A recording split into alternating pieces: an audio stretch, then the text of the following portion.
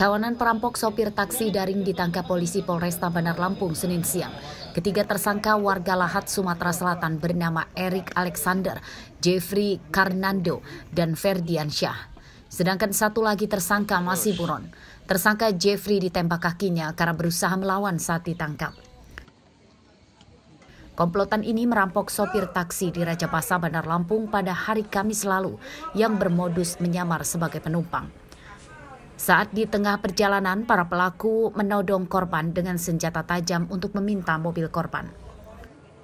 Saya yang ngasih solusi, dia orang ini yang nanya.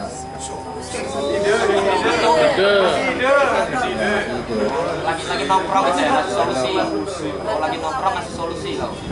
Kamu nusuk berapa kali? Saya nusuk. Nusuk berapa kali? Yang di belakang supir ya? Iya. Berapa kali? Korban berhasil lolos kawanan perampok setelah sengaja menabrak mobilnya ke kendaraan lain. Pelaku yang panik kemudian melukai korban dengan senjata tajam dan melarikan diri. Saya hantemin aja kan mobil saya kan, saya minta tolong.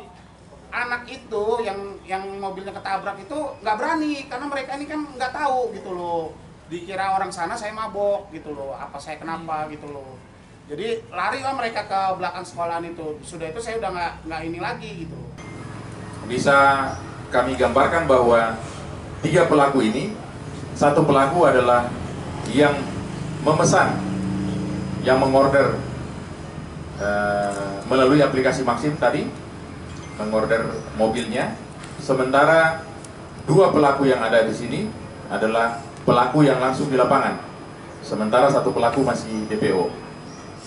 Kemudian seperti rekan-rekan ketahui pada saat itu, alat yang digunakan oleh para pelaku ini, jadi setelah si F ini pesan, dia tahu bahwa memang tujuan dari awal mereka itu sengaja memesan mobil ini, kemudian akan melakukan pencurian terhadap mobil ini.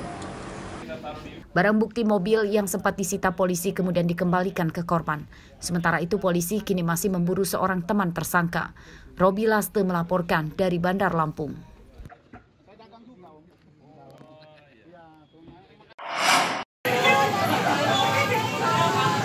Setelah sempat tutup selama 2 hari akibat kebakaran, minimarket di Kelurahan Raja Basa Pemuka, Kecamatan Raja Basa, Bandar Lampung, Senin siang beroperasi lagi.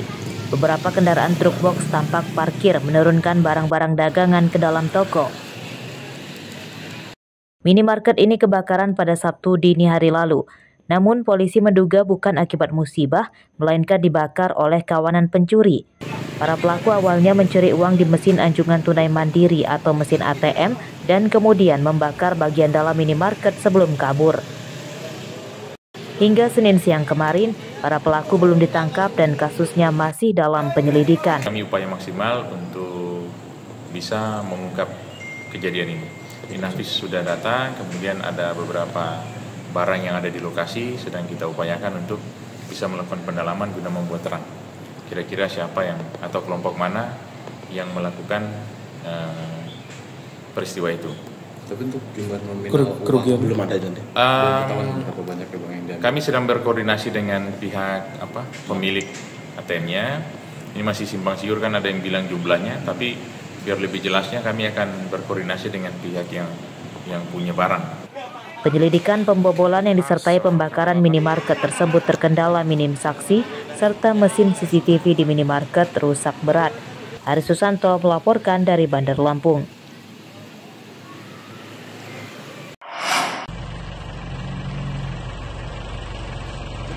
Sejumlah tempat berkumpulnya belasan remaja di pinggir Jalan Sumatera Lintas Barat, Desa Padang Tambak, Kecamatan Waitenong, Lampung Barat dirazia polisi pada Minggu dini hari. Para remaja ini diduga akan melakukan balapan liar. Polisi memeriksa kelengkapan surat-surat kendaraan dan izin mengemudi. Bagi pelanggarnya maka diberi sanksi tilang, sedangkan bagi yang tidak membawa STNK dan motornya menggunakan knalpot tidak standar atau knalpot brong langsung disita. Menurut polisi, razia digelar karena jalan ini sering dijadikan arena balapan liar yang mengganggu kenyamanan warga sekitar dan para pengendara umum. Selain itu, juga untuk mencegah terjadinya kecelakaan para remaja yang ugal-ugalan balapan liar. Kami dari Satlantas Polres Lampung Barat bergabung dengan personil Polsek Sumberjaya, Polres Lampung Barat melaksanakan kegiatan penindakan, yaitu kegiatan penilangan terhadap kendaraan-kendaraan yang melakukan kegiatan balap liar, tepatnya di Kecamatan Waitenong, Kabupaten Lampung Barat. Dapat kita lihat untuk hasil yang kami dapat pada malam hari ini, untuk kendaraan R2 terdapat 15 unit kendaraan R2 yang kami amankan dan akan kami bawa ke Polres. Hingga akhir razia, tidak ada satupun remaja yang ditangkap. Namun petugas menyita 15 motor yang kemudian dibawa ke Mapolres Lampung Barat. Rosandi melaporkan dari Lampung Barat.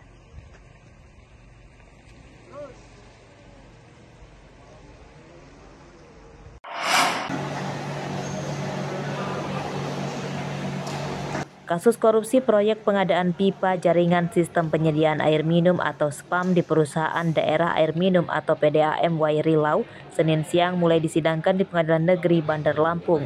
Kasus ini menyeret 5 orang jadi terdakwa. 3 diantaranya adalah pihak kontraktor proyek dan 2 lagi adalah aparatur sipil negara atau ASN sebagai pejabat pembuat komitmen atau PPK yang mengkondisikan lelang proyek.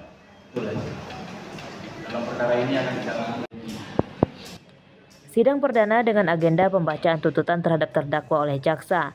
Para terdakwa dijerat pasal 2 Undang-Undang Nomor 20 Tahun 2001 tentang perubahan Undang-Undang Nomor 31 Tahun 1999 tentang pemberantasan tindak pidana korupsi dengan ancaman paling singkat 4 tahun penjara dan paling lama 20 tahun penjara. Proyek tersebut dibiayai APBD Bandar Lampung tahun 2019. Menurut jaksa, korupsi terjadi sejak awal pengkondisian pemenang lelang proyek hingga adanya kualitas pekerjaan yang tidak sesuai ketentuan. Kerugian negara lebih dari 19 miliar rupiah dari nilai total proyek sebesar 81 miliar rupiah. Pemilik modal dalam pengadaan pemasangan jaringan pipa distribusi sistem pompa SPAM Bandar Lampung tahun 2019 bersama-sama dengan terdakwa Suparji STMT bin Sawin almarhum selaku PPK pengadaan pemasangan jaringan pipa distribusi sistem pompa SPAM Bandar Lampung tahun 2019 pada perusahaan daerah air minum atau PDAM Wairilau pelaku orang yang memanipulasi dokumen penawaran PT Kartika Ekayasa. Kelima terdakwa sebelumnya ditangkap oleh tim penyidik Kejaksaan Tinggi Lampung pada Agustus 2024. Petugas menyita uang ratusan juta rupiah hingga dokumen proyek. Arsadi Saputra melaporkan dari Bandar Lampung.